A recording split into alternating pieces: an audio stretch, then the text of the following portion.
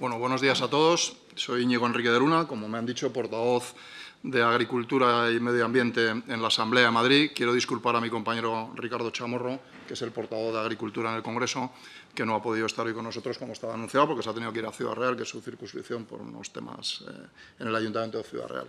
Y bueno, yo también, aunque no se ha dicho, lógicamente porque he sido un invitado sorpresa, yo también me siento agricultor, soy hijo de agricultores. En casa pues seguimos teniendo una explotación familiar que lleva un hermano mío y, por tanto, los problemas del campo pues los llevo como si fueran propios. Los vivo y los vivo como primeras propios. Entonces, bueno, pues un poco, aunque no sabía cuáles iban a ser las cuestiones, ¿no? pero esa primera cuestión que ha marcado la moderadora, ¿no? ¿Qué le pasa al campo? ¿No? Pues yo creo que al campo lo que le pasa es que no le salen las cuentas. Y entonces, cuando en una actividad económica no te salen las cuentas, pues al final terminas cerrando, no hay relevo generacional. Los padres agricultores no quieren que sus hijos les cojan el testigo. ¿Y por qué no salen las cuentas? Antes ha dicho el presidente de Traxa que en el campo las cosas han cambiado y han cambiado para bien. Bueno, yo eso no lo asumo al 100%. Por supuesto que hay cosas en el mundo rural que han cambiado y han cambiado para bien. Hay unas comodidades hoy en día, unas facilidades de comunicaciones donde las hay, pero en fin, en muchos sitios ya han llegado, que te facilitan mucho la vida, pero en el campo, históricamente, el agricultor y el ganadero ha podido vivir dignamente de su trabajo. Y eso hoy en día no pasa. Y por eso el abandono generacional, y por eso se han perdido en la Unión Europea en los últimos 20 años el 40% de las explotaciones agrarias. Lógico, si al final uno no puede vivir dignamente de su trabajo, pues lógicamente abandona, ¿no? Y claro, en este mundo de la globalización o del globalismo, como nosotros decimos, ¿no? Donde se apuesta por un modelo de absoluta concentración económica, donde el poder económico y los medios de producción pues van a estar en manos de grandes corporaciones, pues el mundo rural no es ajeno a todo esto, ¿no? Entonces se está imponiendo un modelo económico donde el pequeño o el mediano agricultor y ganadero pues no va a poder subsistir. Y esto es una cosa muy grave, porque al final, lógicamente, el mundo rural se abandonará y tendremos un mundo rural sin agricultores, como antes se ha dicho, que claro que es posible, ¿no? Porque esas grandes corporaciones, pues al final tienen la capacidad de cultivar miles de hectáreas, de crear macroexplotaciones, de competir a precios bajos, con lo que el agricultor pequeño, pues lógicamente no puede hacer, ¿no? Y este es el problema, ¿no? En fin, mi compañero del Partido Popular ha hecho, que se ha puesto la venda antes que la herida por mi parte, pero bueno, ha hecho una retahíla de los graves problemas que afectan a nuestra agricultura y a nuestra ganadería por esa normativa de fitosanitarios, en fin, de toda índole, esa burocracia. Pero claro, esa es la normativa que también el Partido Popular, y perdona Javier que te lo diga, el Partido Socialista, que son los que gobiernan en Europa, pues han impuesto, ¿no? Dicen, no, en el Pacto Verde Europeo, al final votamos en contra, pero la estrategia de la granja a la mesa, pero el Pacto Verde sí estuvisteis a favor, y desde luego la Agenda 2030 la suscribís plenamente, ¿no? Y de todo eso, de esos polvos, vienen al final estos lodos, ¿no? Porque, ¿por qué no son rentables nuestras explotaciones? Porque existe, y ya voy al tema del panel, porque existe una competencia desleal clarísima. Nosotros en Vox defendemos el libre mercado, el libre comercio, la economía de mercado, por supuesto. En fin, no será perfecto, ¿no? Pero como parafraseando a Churchill, ¿no? Pues seguramente es el peor de todos los modelos si excluimos a todos los demás. Pero claro, el libre comercio entre iguales. Es que el libre mercado y el libre comercio tiene que producirse entre iguales. Si no se produce entre iguales, eso ni es liberalismo, ni es libertad, ni es nada. Es desigualdad, ¿eh? Y es luchar al final pues con armas inferiores a tu contrincante o a tu adversario en esa competencia que es sana y que es la madre, lógicamente, de cualquier economía de mercado, y es necesaria. Y esto es lo que pasa, ¿no? Y al final resulta que el salario mínimo interprofesional, que en España estamos subiendo, y que ya está casi en 1.200 euros, pues resulta que en Marruecos está en 200.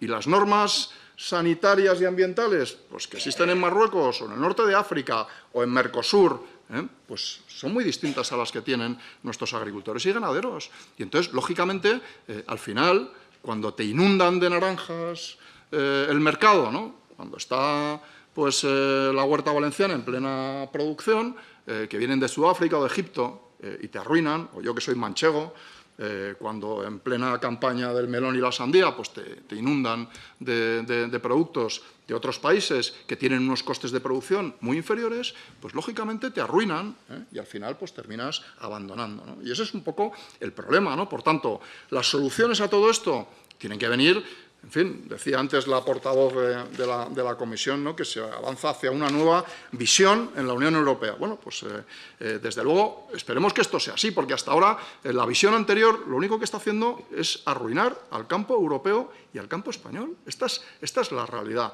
Y lógicamente, pues tendrá que haber, al final, un principio de reciprocidad en las relaciones comerciales. Nadie defiende la autarquía económica. Lo que queremos los agricultores y los ganaderos es competir en buena lid en las mismas condiciones. Y ya está. Y entonces, que si tenemos que competir, pues que se hagan con condiciones razonables. Y los aranceles sirven para eso. Sirven para que en el espacio europeo en el que nosotros estamos, esa competencia sea leal y no sea desleal. Y desde luego, pues creo que hay que quitar muchísima burocracia al campo. Muchos de los aranceles que Trump está anunciando también dependen de eso, ya lo están empezando a decir. Claro, es que los productos americanos quieren también meterlos en la Unión Europea y muchas normas y restricciones que nosotros aplicamos pues les perjudican si no les excluyen, como es el caso, por ejemplo, de los transgénicos, ¿no? Entonces, por tanto, competencia leal, acuerdos de reciprocidad, cláusulas espejo, ¿no? Y yo digo otra cosa también, porque aquí hay que hablar claro. Principio de preferencia comunitario. O sea, la soberanía alimentaria es un valor que tenemos que defender, igual que la soberanía energética.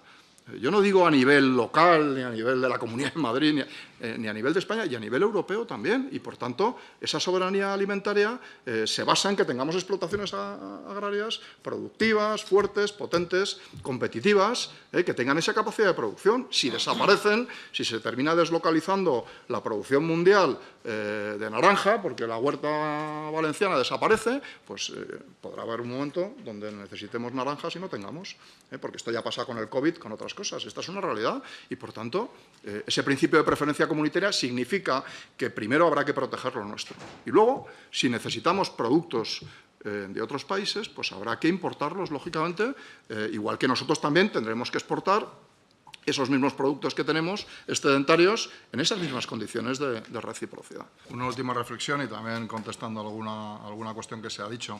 Mientras sigamos pensando en Europa que el gran problema es el cambio climático y al final toda nuestra política agrícola y ganadera la proyectemos hacia eso que es, desde nuestro punto de vista, algo que ha pasado en la historia del clima de la humanidad desde que el tiempo es tiempo, que estamos en una época cálida, no lo discute nadie, que en Teruel ha helado menos este invierno y en La Mancha también ha helado menos, pero en fin, hace unos años tuvimos Filomena, es decir, el clima es algo que cambia. Cuando resulta que se descubren calzadas romanas en los Apeninos de hace 2000 años, ¿eso qué significaba? Pues que entonces pues, por ahí pasaba la gente y circulaba, ¿no? Y cuando debajo de los glaciales de la Patagonia o de Alaska aparecen bosques de hace 2000 años, ¿eso qué significa? Que hace 2000 años había bosques. Entonces, de verdad, creo que este tema la izquierda lo ha convertido en una auténtica ideología y el Partido Popular pues, ha terminado también comprando la mercancía averiada de todo eso y, sinceramente, que estamos en una época cálida que habrá que adaptarse, lógicamente, claro que sí, tendremos en La Mancha se vendimia mucho antes que hace unos años, eso es una realidad absolutamente innegable, pero Europa tiene que cambiar radicalmente, y sinceramente creo que hemos construido un modelo subvencionado, que no sé si estoy de acuerdo con lo que has dicho, donde al agricultor bueno, pues se le da un dinero pues, para que deje de producir, básicamente, para que viva en el campo y reciba unas ayudas, y eso es una cosa que nunca, ese modelo nunca puede funcionar. Los modelos tienen que ser competitivos, tienen que buscar la rentabilidad de las explotaciones, no simplemente subsidiar y subvencionar a los agricultores, porque eso al final no funciona, ¿no? Y luego, volviendo al tema y a tu pregunta, pues sinceramente yo creo que nosotros tenemos que defender el principio de preferencia comunitaria. La Unión Europea es evidente que todos tenemos unas mismas reglas de juego, pero esto no pasa con otras áreas económicas que están metiendo sus productos de forma masiva y arruinando nuestras explotaciones agrícolas y ganaderas. Se han puesto algunos ejemplos. Yo también añado el del melón y la sandía porque también lo vivo en La Mancha. Claro que sí. No iba a decir todo. Esto es que no se puede competir con 200 euros al mes de salario frente a los 1.200 al mes o los 1.400, en 14 pagas, 1.200 en 12 pagas, 1.400 en 12 pagas. Es que no puedes competir, pero las normas medioambientales, las normas sanitarias, pues tampoco se puede competir. Entonces, tenemos que ser productivos y tenemos que proteger lo nuestro. Y luego, si lógicamente necesitamos abastecernos de productos que estacionalmente no producimos, o que en un momento determinado, pues porque viene un año de sequía, pues no tenemos, pues tendremos que hacerlo. Pero en España estamos dejando de producir cereales en muchas zonas y vamos a tener un problema, porque llegará un día que habrá una guerra o habrá un conflicto mundial y el abastecimiento de cereales pues no lo tendremos. Y quien habla de cereales habla de hortícolas o habla, en fin, de cualquier producto de primera necesidad de los que tenemos actualmente en los lineales. La soberanía alimentaria hay que defenderla. Y primero lo nuestro. Y luego, lógicamente, a los demás. Eso es lo que yo creo Pareces que... Trump, America First. Sí, Europa First o España First. Claro que sí, nosotros lo defendemos así. Y el agua es fundamental. El agua es fundamental, pero claro, tenemos un gobierno que es enemigo de las obras hidráulicas. Bueno, yo, Herminio, lo de que reguemos por goteo las trufas, las encinas, yo creo que eso es mucho regar. Pero, en fin, el agua todos sabemos que es un factor de desarrollo económico en el mundo rural fundamental. Pero tenemos que hacer obras hidráulicas, porque, ¿qué pasa? Que cuando viene un año de muchas lluvias, como ya no tenemos embalses, al final, ¿qué están haciendo los portugueses? Pues desarrollar miles y miles de hectáreas de riego porque están haciendo pantanos y embalses. Esa es la realidad y aquí en España no se hacen. Ni se hacen las obras hidráulicas, luego pasan las catástrofes como la del Barranco del Pollo, que también es por no hacerse.